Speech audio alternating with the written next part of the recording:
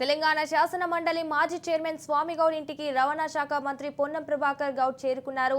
కిస్మత్పూర్లోని స్వామిగౌడ్ నివాసంలో పొన్నం ప్రభాకర్ అల్పాహారం తీసుకుని స్వామిగౌడ్ కుటుంబ సభ్యులతో భేటీ అయ్యారు. భేటీలో కాంగ్రెస్ పార్టీలోకి రావాలని చర్చించినట్లు విశ్వసనీయ సమాచారం. ఇంద్రనగర్ ఎమ్మెల్యే ప్రకాష్ గౌడ్ ఇంట్లో కూడా పొన్నం ప్రభాకర్ చర్చలు జరిపినట్లు సమాచారం తెలుస్తోంది.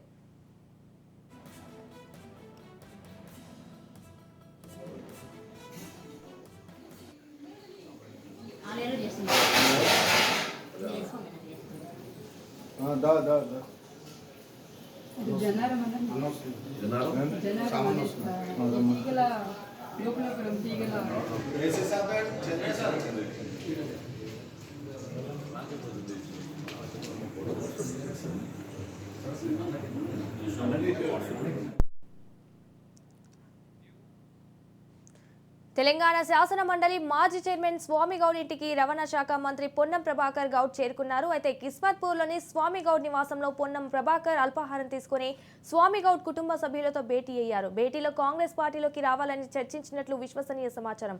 రైట్గా దీనిపై పూర్తి సమాచారం మా ప్రతినిధి మహేందర్ ఫోన్లో అందిస్తారు. మహేందర్, చెప్పండి.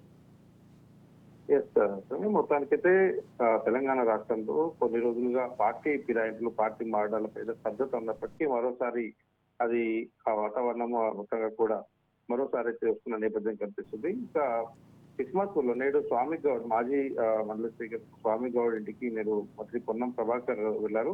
స్వామిగౌడ్ నివాసంలో ఆయన అల్పాహారం స్వీకరించారు. అయితే రాజన్నర్ ఈ ప్రాంతంలో ఈ రోజు గౌడ సామాజిక వర్గానికి సంబంధించినటువంటి ఒక సమావేశం ఏర్పాటు కావడంతో వాళ్ళు ఈ సందర్భంగా ఆయన తన నివాసానికి వెళ్ళడం జరిగింది. స్వామిగౌడ్ తో పాటు ఆయన కుటుంబ సభ్యులతో మంత్రి పొన్నం ప్రభాకర్ సమావేశమయ్యారు.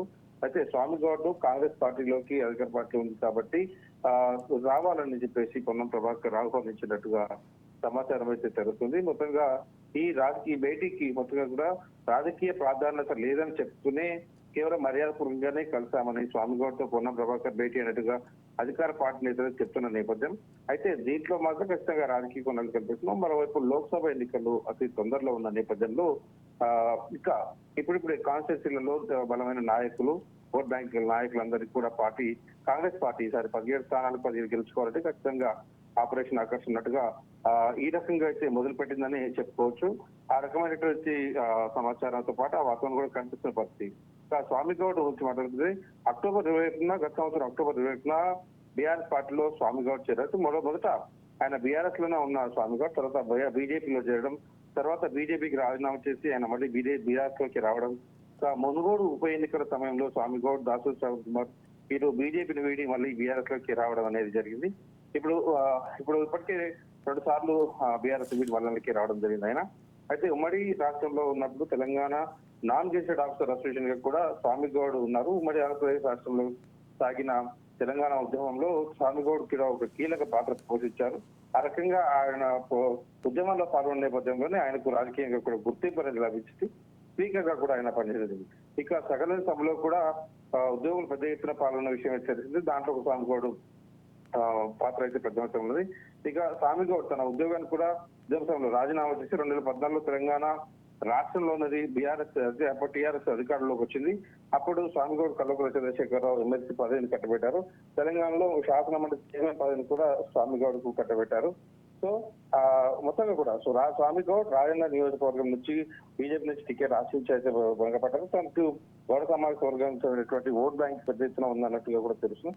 అయితే రాయన్నర్ అసెంబ్లీ స్థానం ఆయన పోటీ చేయాలనుకున్నప్పటికీ తర్వాత ఆయన దానిపైన ఆసక్తి అయితే కనబరచలేదు.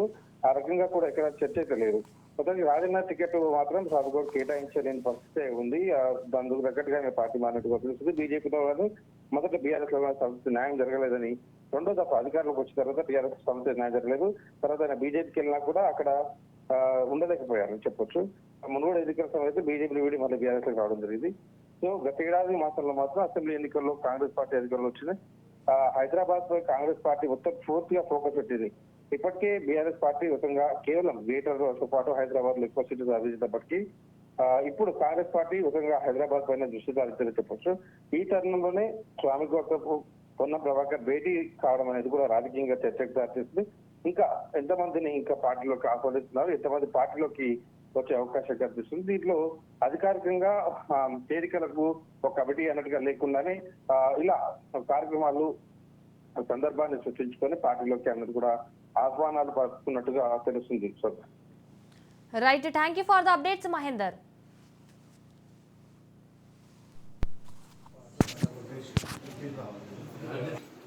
No cards, welcome.